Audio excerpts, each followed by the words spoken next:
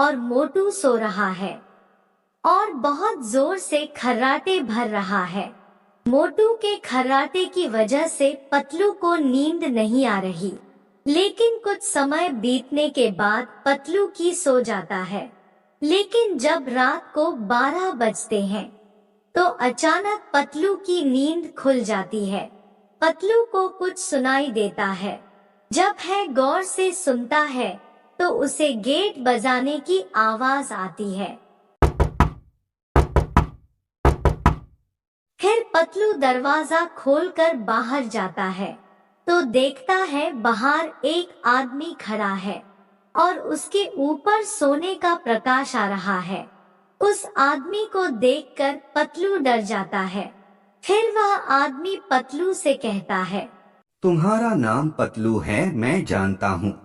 आज से ठीक 2 दिन बाद तुम्हारे दोस्त मोटू की मौत होने वाली है। तुम लोगों ने हमेशा दूसरों की मदद की है, किसी को परेशान नहीं किया और बड़ों का कहना माना है। तुम दोनों बहुत अच्छे आदमी हो, इसलिए मैं तुम्हें यह बताने आया हूँ। 2 दिन बाद मोटू की मौत हो जाएगी। यह सुनकर पतलू बहुत जोर से रोने लगता है। बाबा, मोटू के बिना मैं भी मर जाऊंगा।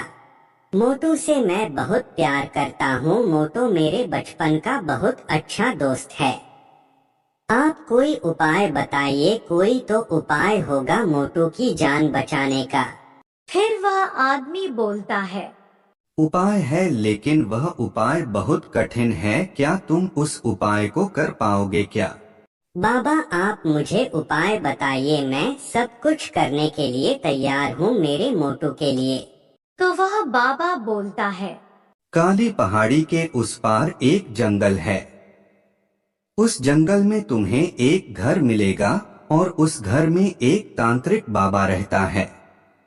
वह तुम्हारी कुछ मदद कर सकता है। उसके पास एक जादुई पत्थर है। अगर वह पत्थर मोटू के ऊपर लाकर रख दो तो मोटू मरने से बच जाएगा। और मैं तुम्हारी दोस्ती देखकर बहुत खुश हुआ, तो मैं तुम्हें मेरी शक्ति से सीधा उस जंगल में पहुंचा देता हूं, जहां तुम्हें वह तांत्रिक मिलेगा। फिर वो बाबा पतलू को अपने जादू से उस जंगल में पहुंचा देता है। पतलू जंगल में तांत्रिक को ढूंढता है और उसे तांत्रिक का घर मिल जाता है। फिर पतलू तांत्रिक से मिलकर तांत्रिक को सारी बात बता देता है। फिर तांत्रिक बोलता है, लेकिन तुम्हें मेरे एक सवाल का जवाब देना पड़ेगा। अगर तुम्हारा जवाब सही निकला तो मैं तुम्हें वह पत्थर दे दूंगा। फिर पतलू बोलता है, मैं आपके सवाल का जवाब दूंगा, बस आप मेरे मोटू को बचा लीजिए कैसे भी करके। आप अपना सवाल पूछिए। ऐसा कौन सा जीव है जिसकी गर्दन काट देने पर वह कुछ हफ्तों तक जिंदा रहता है? फिर पतलू सोच में पड़ जाता है। थोड़ी देर सोचने के बाद पतलू को जवाब आ जाता है।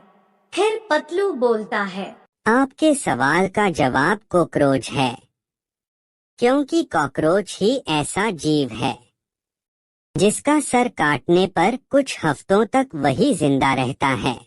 पतलू का यह जवाब बिल्कुल सही था। तांत्रिक पतलू से खुश होकर उसे वह पत्थर दे देता है। फिर पतलू मोटू के पास जाकर उसके ऊपर वह पत्थर रख देता है। इस तरह पतलू ने मोटू की जान बचा ली।